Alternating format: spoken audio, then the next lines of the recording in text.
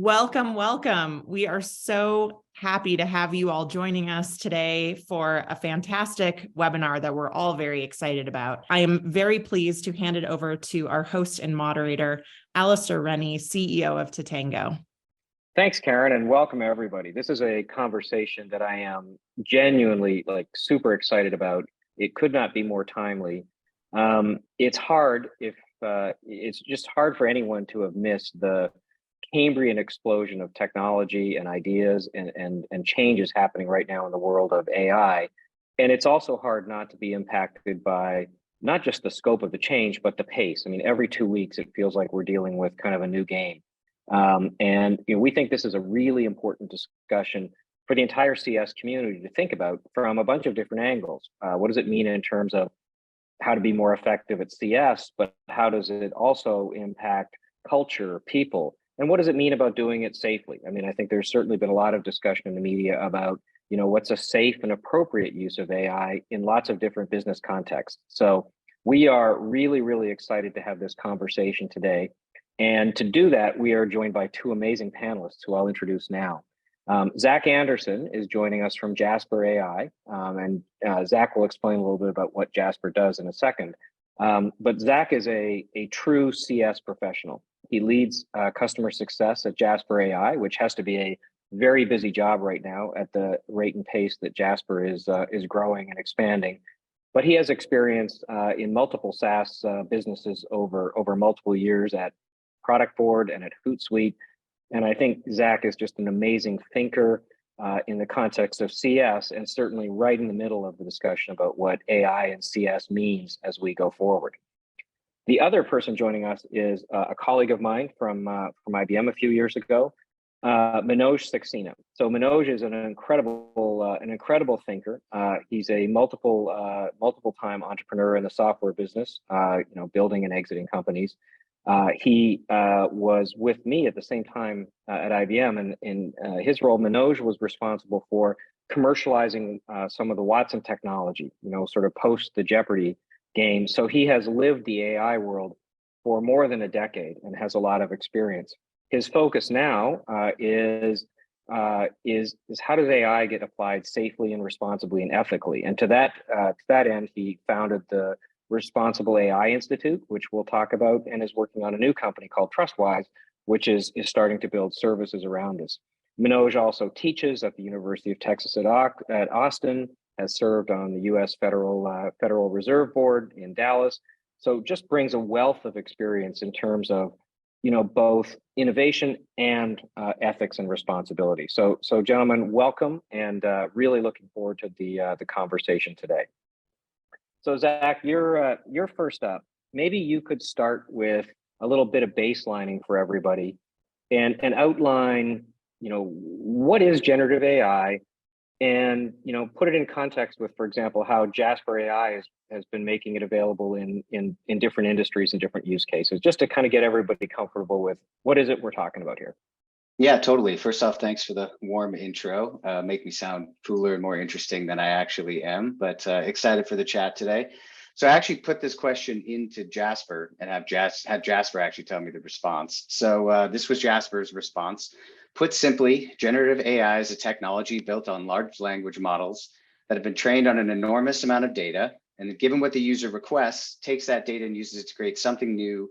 And really, the use cases are just endless for the technology. So, Jasper's history was kind of one of the first companies to market around using generative AI for, writing assistant capabilities and just overall leveraging these large language models. And obviously, in the last 18 months, the technology, the space has just exploded in so many different ways. But yeah, at the end of the day, it's really about you, the user, prompting, these large language models with your request, and then generating something new and unique based on your inputs, whether that's text creation or image creation, audio and video, and all these things are coming. And Jasper's really focused in as a business on being the AI platform for businesses trying to leverage AI.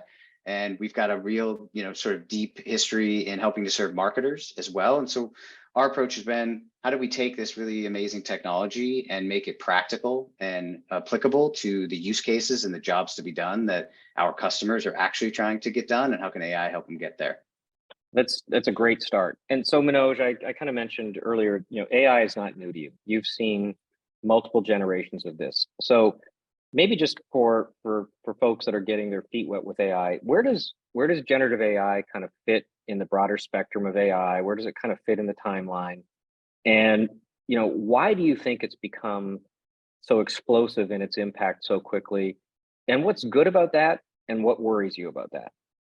Yeah, again, thanks for having me on. And I think generative AI has sort of broken onto the scenes at a rate and pace that even surprised me. I mean, if you ask me the kind of capabilities we're seeing in AI, having lived the Watson journey, having lived in the AI industry, I thought something like this will happen maybe 30 years from now or 40 years from now.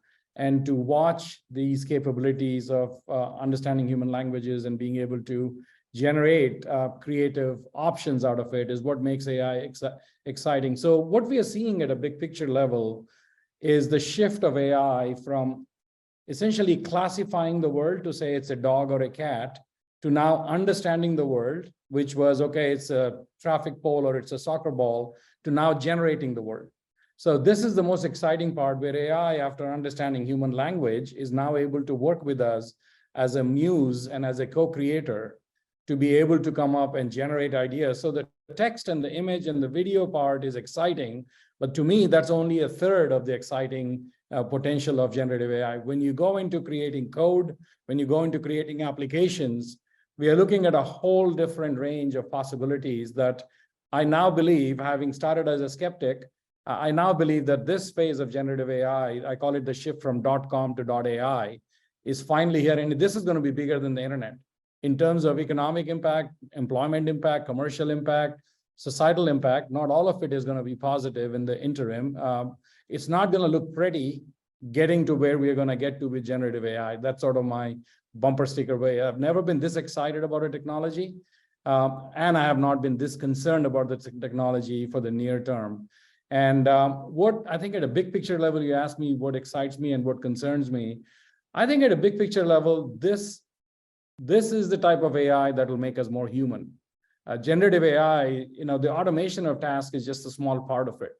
I'm a huge fan of jazz. And if you look at the history of jazz, in the 1950s, there was this massive explosion of creativity in jazz music because of the discovery of the synthesizer. Now, if you were a jazz music producer, before you had to have 7 expensive people to work with you to create that score. With the synthesizer, you could create a lot more music at a lot lower cost.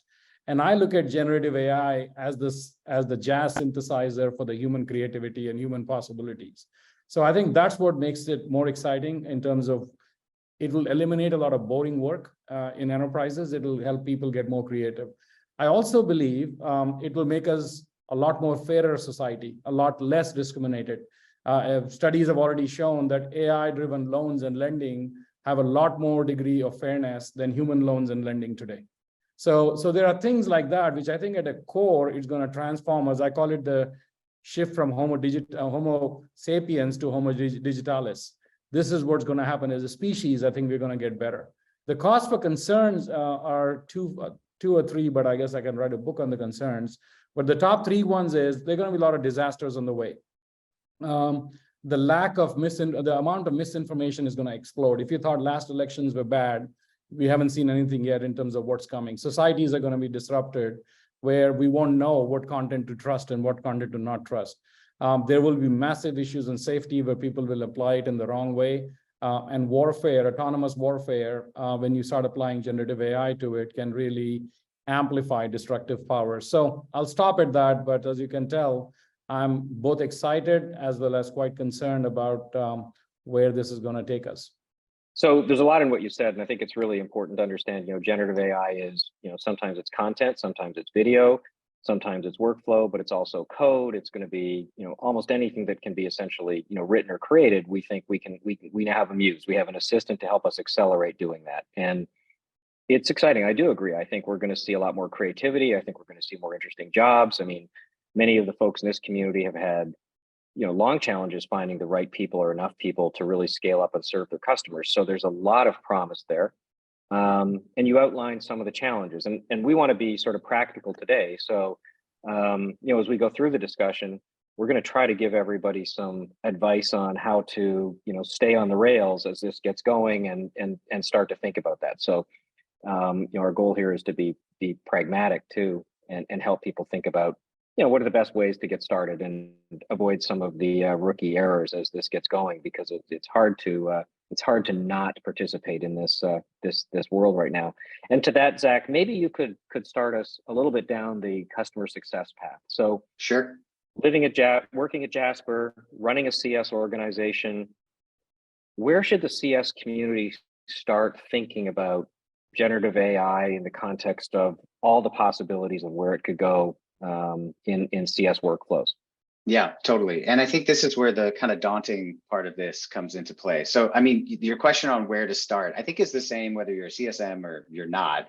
It's really just starting your education journey on AI. We all sort of have to go on this journey, and it's going to be one that is critical for the success of so many job functions, including anyone in customer success. Like, this will be a skill set CS leaders and businesses are looking for as they look to hire like the next generation of people to their company. If you've got two great candidates and one really knows how to use AI and has used it in previous tools and one who doesn't, you're probably going to lean towards that person who has that experience. So I think my first recommendation is don't be afraid of it. Jump in, learn it, go try things out with ChatGPT, give Jasper a trial, like just get going, learning how these tools work and thinking about them kind of at the fundamental level, right? Like what's happening here as I'm interacting with the AI. And that's something we do a lot, even for Jasper employees, is we kind of try to boil it down to really thinking about, at the end of the day, what is it that I'm doing? You're communicating with this AI technology, these large language models,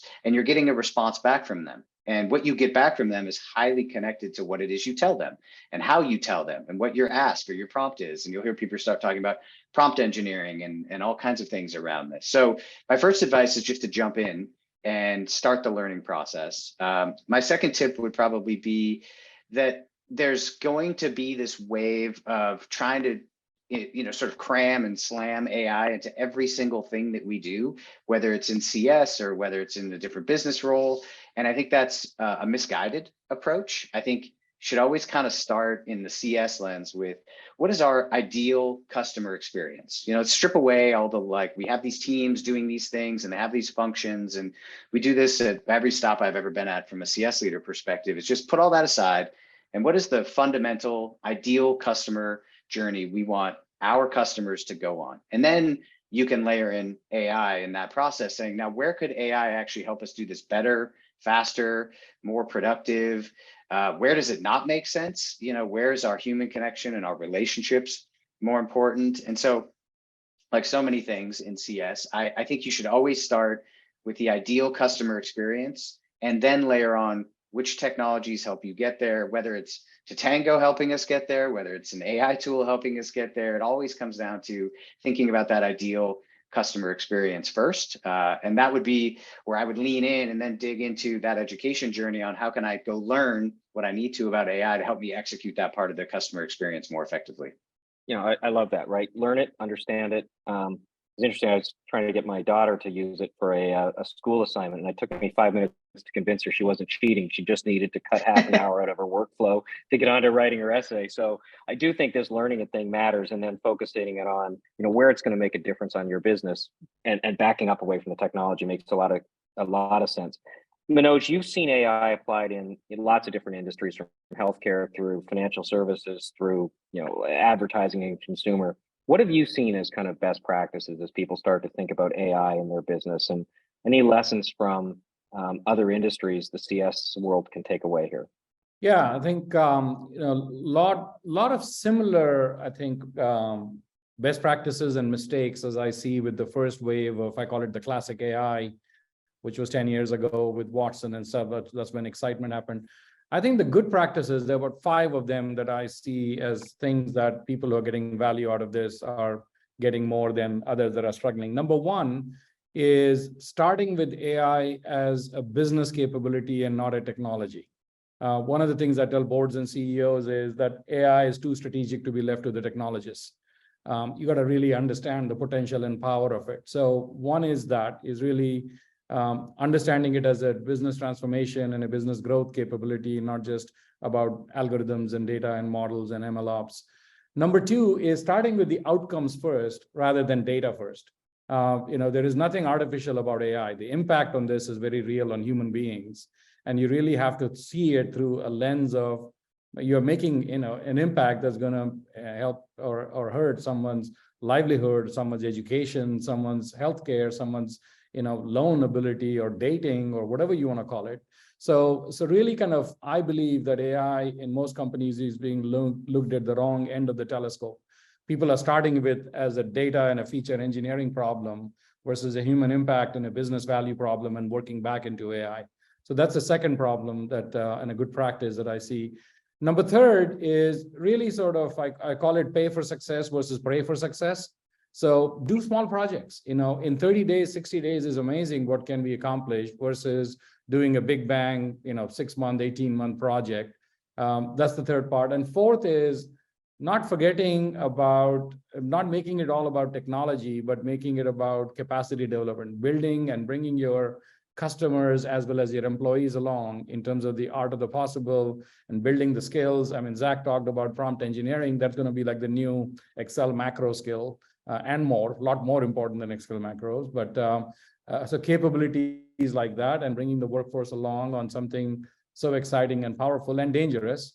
And last but not the least is recognizing that putting guardrails on trust and safety and compliance is something that can't be added as a bolt-on, that has to be designed into the beginning. It's like the car industry, being a car and a racing fan.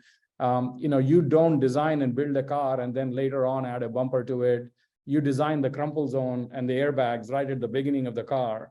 And most of the AI systems, they're trying to look at trustworthy AI and safe AI as something that can be bolted on. And soon they'll all be forced with all the regulations. There are over 800 regulations that are coming out around AI globally that will force people to design these things all the way up into the first use case design rather than towards the end of testing and dev phase. So there's a lot in what you just said. So I'm gonna kind of, so think of AI as a business capability, outcomes first versus data. I love this, pay for success, which I think of as experimentation, get your feet wet and go figure stuff out versus pray. Yep. And I think at the pace of, certainly what we're doing here at Totango and as the pace of this stuff and the cost of these projects is not huge. So I think this really does need to be something people jump into and experiment with and learn. Capacity development and people, and we're going to come back on that in a second, and then build the guardrails in from the beginning. I think regulation will come, but I think, there's plenty of things people need to do now, long before regulation even cements if it does. So let me pick up on your last two and kind of, ask you and Zach about these. Zach, from a CS perspective, what do you think generative, and you've probably seen some early examples in the marketing world that might be interesting examples for the CS community. What does skill and capacity development look like for a CS leader? How are you thinking about it? Any advice for our community on the webinar as we think about building up capacity and leadership? Yeah, totally. I think outside of just the broad-based requirement that I think it's going to be, I do think that, one of the biggest trends in customer success right now is really to focus on scaled customer success. And there's just a huge opportunity for AI to play a key role in helping scaled teams do more with less. Like fundamentally, that's what we're trying to accomplish. So there's a couple market trends that are happening right now. One is, with the state of the market and where things are, just in general, businesses are being asked to do more with less, at a minimum, do the same with the same. And then scaled CS is this really exciting wave that we're seeing people take on and tackle, and fundamentally fits perfectly with some of the current benefits and outcomes that generative AI can deliver for CS teams. And so, I think that's a great place to start, look practically in your CS org. When you think about, okay, I understand what's going on with generative AI holistically, I've explored some of the tools, now kind of where do I actually just kind of dip my toes in?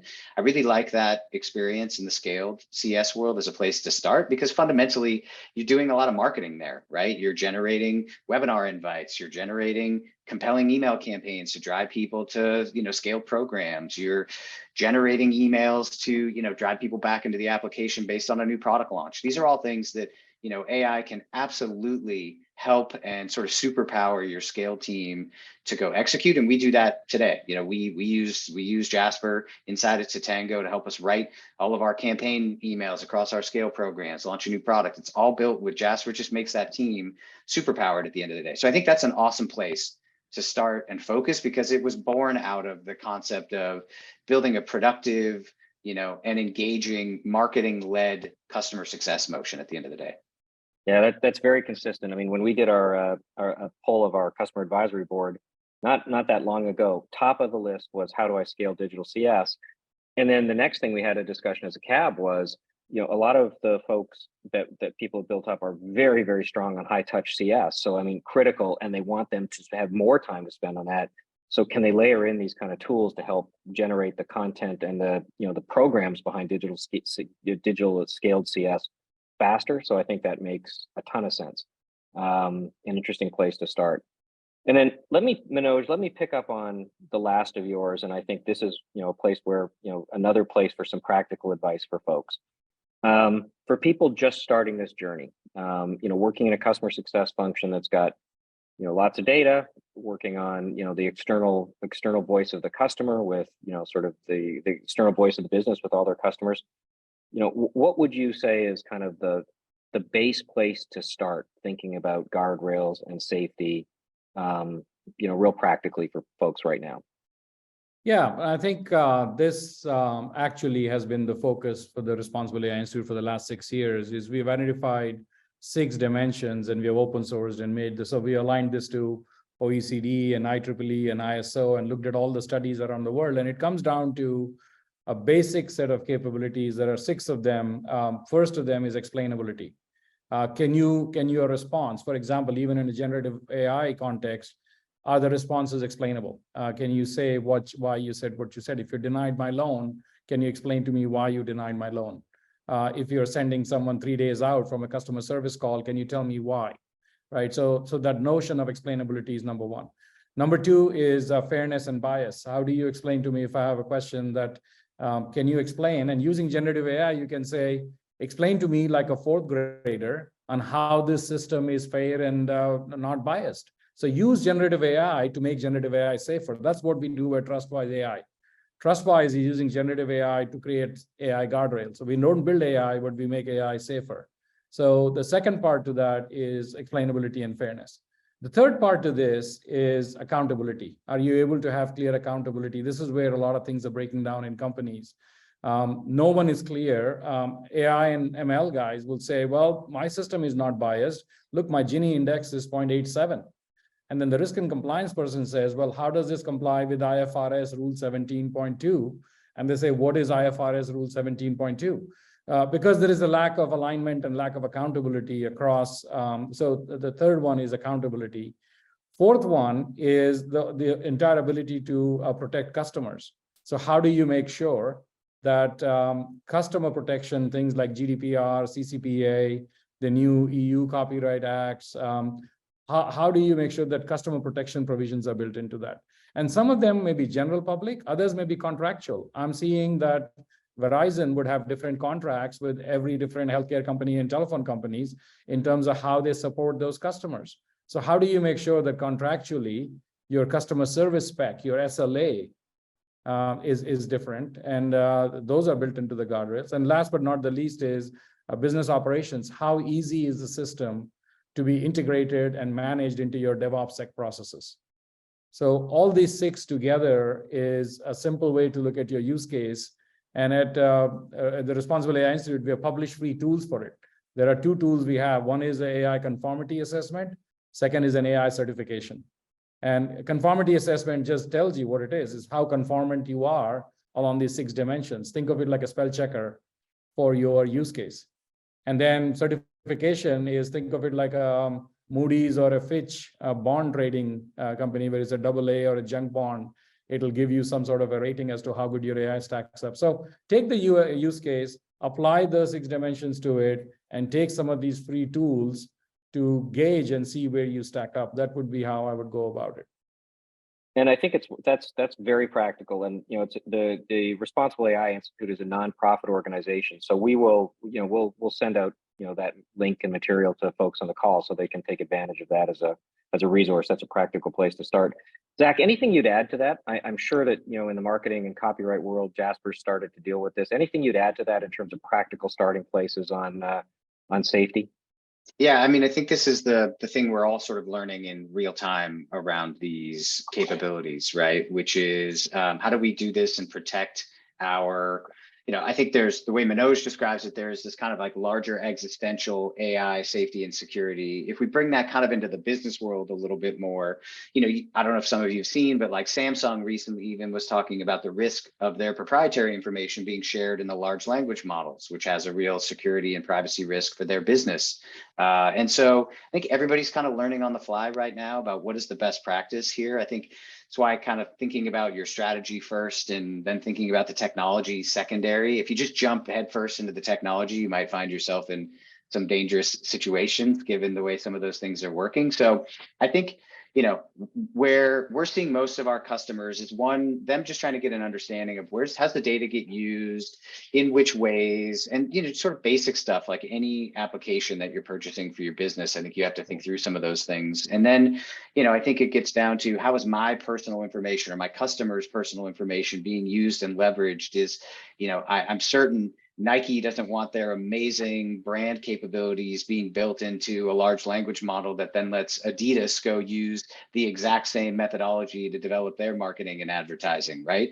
And so I think, tread lightly with some of those like personal information pieces or partner with somebody where you've gone through a security review and you understand some of those components. But that should be best practice for anybody buying software, think about implementing software for their teams.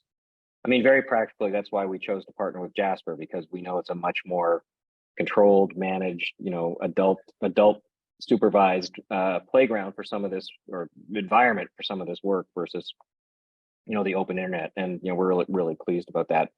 And let me just do a quick speed round with Zach and Manoj here before we go to questions from the audience. So I guess I'm not even sure where to start here, but I guess for both of you guys, I'm shocked at the speed. That's the thing I'm most shocked about, not the capability, which is mind-blowing enough, but the rate of pace and change every couple of weeks. Where are we as a CS community or business community in a year? Where do you see us? This is probably the single hardest question to answer. I've been at Jasper now for a year. Jasper's only been around for a little less than 2.5 years. We already have more than 100,000 customers. We're growing at an insane rate as a business, but the change that's happened in the last 12 months alone, to your point, is just, it's like astonishing. There is almost no way to stay on top of all that's going on in the space. And so I think it's why my default is to always kind of lean back on like first principles of what I'm trying to accomplish, right? And get back to, I want to understand the technology, and then I want to think about the application of this to help my customers or my customers' customers get a job done more effectively with this technology, right? I don't think we should treat this any other way. I actually talk a lot about this at Jasper, in that it almost feels like it's going to hit this point of exhaustion in the not too distant future on like, ChatGPT was the fastest thing ever in history. And now I see people tweeting ChatGPT is dead. It's all about auto GPT. And it's sort of hitting this like jumping the shark moment a little bit. And, 99% of people haven't even really gotten started on this yet. And so I think just like, back to, you could get obsessed about all the technological breakthroughs that are happening. You can focus all of your energy on what's the difference between large language model X or Y, or how many parameters it has, and what does that mean for this output? I think all of that is a bit of a fool's errand, if I'm being honest. I think it always comes back to like practical application. How can I use and leverage this technology to move my business forward, move my customer forward? I think that's always the place to start. So like a year from now, the technology will have transitioned significantly. We will have been introduced to probably many, many, incredible technological breakthroughs. But for each of them, I think my recommendation is go back to your first principles on like serving customers. How can I apply this? Is this relevant in that application? And if not, move on, get back to where you can focus and spend your energy. That would be how I think about it. So first principles. Where, First principles. How do I improve my customer's world? That's where I'd start every time. Yeah, it's great. Manoj, where are we in a year? Well, I think in a year, we'll still be in the land of pilots. I think I call it the dogs watching TV stage, where people are kind of looking at this way and that way and saying, what the heck is this generative AI? Because they will think it's about blogs and they'll say, wow, it's more than blogs. They will think it's about Mid-Journey. Then they say, that's not really it. And then they start going deeper into the, like Alice, they will realize that this is actually about generating business processes and business structures and business models. I mean, the scope of this is far bigger than text and images and videos and games. And particularly with things like Agent GPT, people are so hung up on LLM. The thing has moved on. I think in 6 months or 9 months, LLM will be old news. Where things are really getting to, and AI goes through this. There is always this start around models, and then it goes through agents, and then goes into applications, goes down to models again, goes up to agents, and goes to apps. So I think ChatGPT and what OpenAI has done, 20 years from now, they will not be known for GPT 3.5 and GPT-4. They will be known for enabling chat as an interface to all applications, just like Netscape was known for enabling HTML as an interface to all applications, the Netscape browser. So what I see in a year's time is 3 big things. Number one, a lot of pilots going on, a lot of little sort of blow-ups, and people realize that regulators, it's taking them 3 months to build it, taking 9 months to get risk and compliance people to approve it. So a lot of lawsuits. I see a massive amount of lawsuits on copyrights and IP and who owns what prompt, and SIs are figuring out what is my IP. And so that's the second part is pilots. Second part is lawsuits and disinformation. I think beginning of bots that are going to start writing newsletters to legislators and undermining democracy because you can't figure out who's real and who's not. I think there will be some amazing companies. I think Jasper will continue to grow and show what they're all about, and there will be other Jasper in other functions and other industries taking a page from their books and templatizing and making things simple to start ramping on to other business processes. And I think in the next 5 years, not in 1 year, but we will see a first $100 billion company that is today a startup. All of that will happen, but it won't be pretty getting there. It's going to be pretty nasty. I mean, never in my career have I seen a technology that is moving so fast. You have to somehow figure out how does it play in your world. You can't ignore it. There's certainly, potentially more issues with it. So it's just this incredible sort of dichotomy right now of getting started and being safe. And like the 2 big things I'm taking away from Zach and Manoj are, 1, learn and start, and number 2, think about safety from the beginning. And there's resources for that. And you can't afford to. I don't think anybody can afford to kind of sit by the side and intellectualize this. I think it's kind of think about the core ways to change your business and think about ways to be smart and safe about it out the gate. Zach and Manoj and everybody joining, thank you so much for your time. I mean, I'm walking away with a pretty practical list of things to do, but it really comes down to daunting world, but you need to dive in. Think about where this is going to really impact how you deliver in your business, and in this case for the customer success community. How do you improve customer success? Not how do you apply AI? And I think that'll be a really compelling, and I think people will be surprised how quickly that list becomes pretty significant.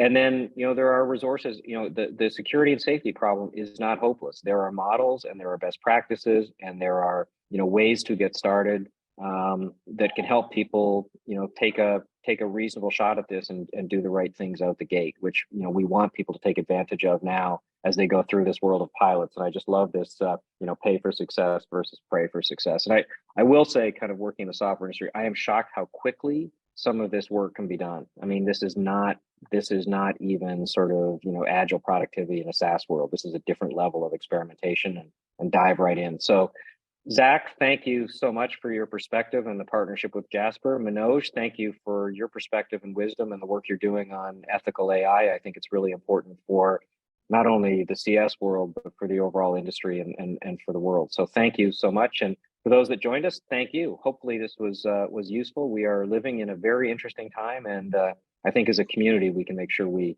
get value out of this and do it in a safe way. So thanks everybody for joining us. Real pleasure. Yeah, thank you all so much. Bye-bye. Thanks, everyone.